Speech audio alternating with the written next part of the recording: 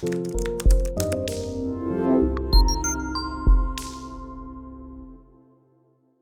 it's Carl here. So, the decision to talk about estrangement publicly, it's a very personal choice. And some people choose to share all the details of their estrangement sometimes, or some might give little snippets of information around their estrangement. But then there's others who choose to share nothing and keep it completely private and closed. And that's absolutely fine as well. That's their right, and they have every right to protect themselves. And personally, I rarely talk about my own estrangement publicly as well.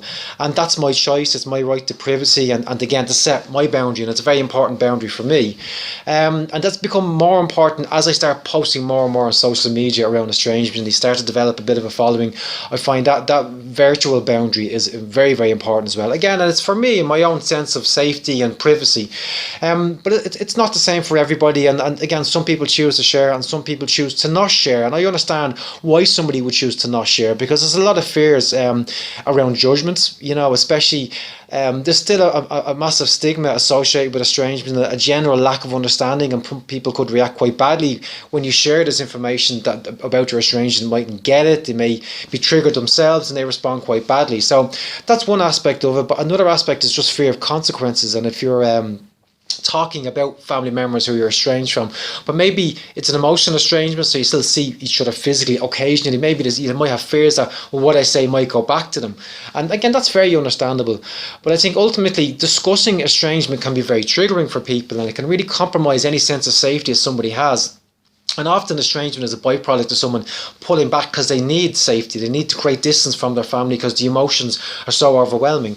You start to discuss it, or someone, you're talking about it, it can be triggering, but then someone asks you about it later on, completely unexpectedly, they ask you questions about your estrangement. That might interrupt your sense of safety, and it might kick off this internal process where you start to replay events, and you maybe start to torture yourself over the decision to become estranged.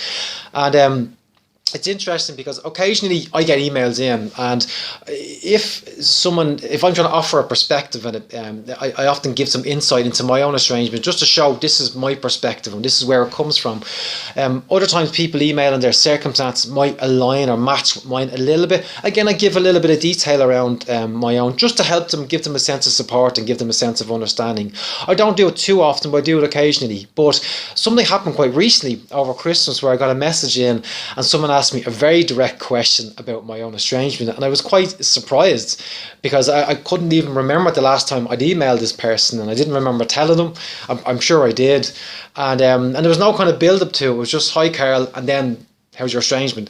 And so I was a bit disarmed by this question as well. Now, the person meant no harm at all, and they were just being curious.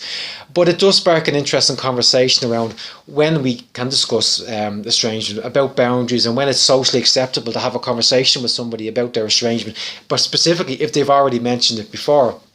And personally, like if someone has shared something with you, that doesn't mean that it's fair game. It doesn't mean that you can just ask about it anytime, because it is a very personal choice to discuss it. And maybe they told you they shared something at a specific time where they wanted to get it off their chest, or maybe they wanted to find a bit of clarity or get a sense of being understood, but that doesn't mean that they always want to discuss it. Personally, and this is probably comes from my therapeutic background. If someone had told me about their estrangement and then I meet them later on, I don't ask them about it again, because I don't know where they are with their estrangement. They could have changed even in a week, even in a couple of days, and maybe they've parked it, maybe they don't want to talk about it, and all of a sudden someone asks them about it and it brings it back up, all these emotions and all these processes, and I don't want to bring them there. I want to just make sure that they're doing okay. I don't want to be intrusive about their estrangement. I don't want to ask them questions that are none of my business.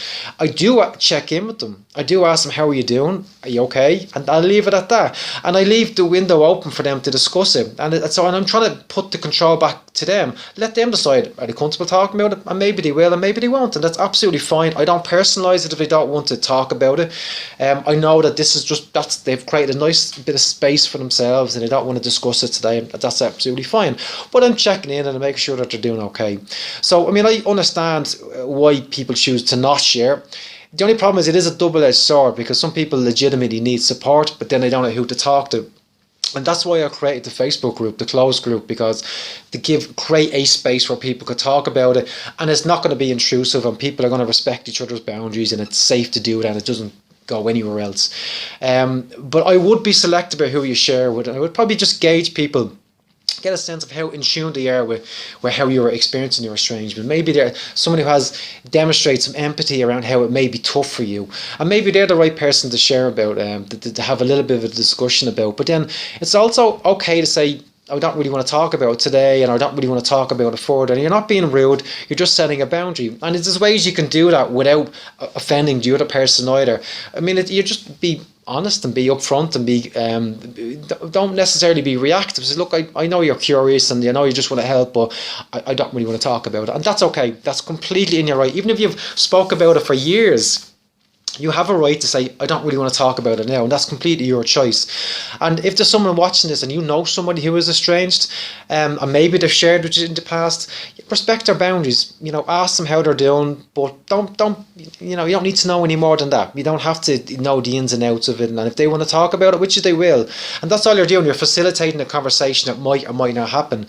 And if you find curiosity is getting the better of you, then you need to step back, because it's, you know, that could be intrusive. And again, no harm may be intended. Maybe it is just a curiosity, and maybe you do just want to check in. But it can be perceived as intrusive sometimes, even if that was never the intention. And that wasn't the intention in my example either. The person was just being curious, and that's absolutely fine.